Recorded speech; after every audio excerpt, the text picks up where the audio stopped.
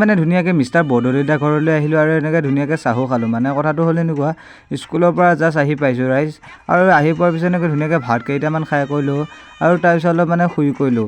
আৰু খোৱাৰ পিছত চাওকচোন এইফালে আমাৰ মানে নামঘৰত মানে নাম আছে, নামলৈ যাওঁ বোলো, আৰু এনেকৈ নামলৈ যাব সাজু। পূৰা ফাইনেলি এনেকৈ নামৰ পৰা আহিলোঁ আৰু আহি পেলাই এনেকৈ ধুনীয়াকৈ পদুম পাতত আজিকালি ভাল লাগিছে চাওকচোন, পূৰা মাংস দিছে। আৰু এইফালে এতিয়া লগৰকেইটা লগ ধৰিলে ব'ল জেগা এডোখৰৰ পৰা আহোঁ বোলো, ময়ো বোলো ব'ল যাওঁ।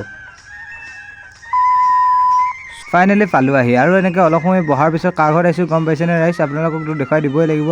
আৰু মানে এইফালে মোৰ জিত আৰু এনেকৈ লগৰটোৰ সৈতে মানে অনুপম দাৰ ঘৰত আহিছোঁ, মানে মিষ্টাৰ বৰদলৈ, আৰু তেওঁলোকৰ ঘৰত মানে আজি 100K মানে পাৰ্টি খাবলৈ আহিছোঁ ৰাইজ।